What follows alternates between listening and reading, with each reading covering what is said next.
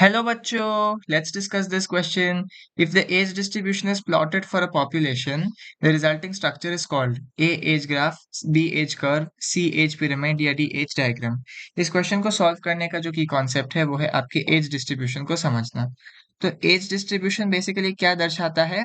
As distribution दर्शाता है क्या shows the percentage of individuals shows the percentage of individuals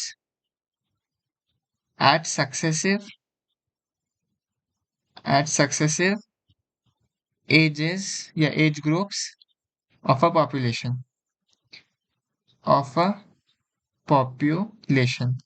तो बेसिकली एज डिस्ट्रीब्यूशन आपको क्या दिखाता है कि एक पॉपुलेशन में कितने प्रतिशत लोग डिफरेंट डिफरेंट एज ग्रुप्स में हैं.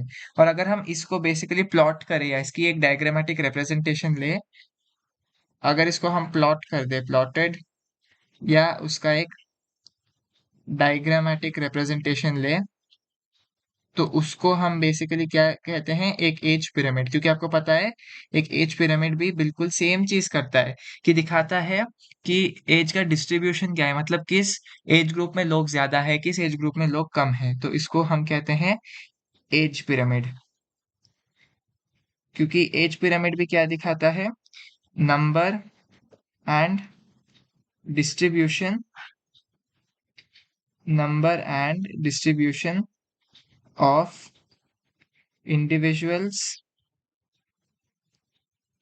across different ages in a population. तो बेसिकली जो एज डिस्ट्रीब्यूशन है और जो एज पिरामिड है दोनों एक ही चीज होती है. बस फर्क इतना है कि एज डिस्ट्रीब्यूशन थोड़ा स्टैटिस्टिकल है और एज पिरामिड थोड़ा स्कीमेटिकल या डायग्रामेटिक है. तो चलिए वापस हम देख लेते हैं. हमको बस पूछा गया था कि अगर हम एज डिस्ट्रीब्यूशन को प्लॉट कर दिया, डायग्रामेटिकली रिप्रेजेंट करें तो हमको क्या मिलता है. हम क्लियरली यहाँ पर देख चुके हैं कि हमको एक एज पिरामिड दिखता है. चलिए वापस से हम ऑप्शंस देखते हैं. ए ऑप्शन कहता है एज ग्राफ गलत, बी है एज कर्व गलत, सी एज पिरामिड ये ठीक है, डी एज डायग्राम भी गलत. So the correct option to this question is option C, age pyramid. Hope you've understood it well. All the best.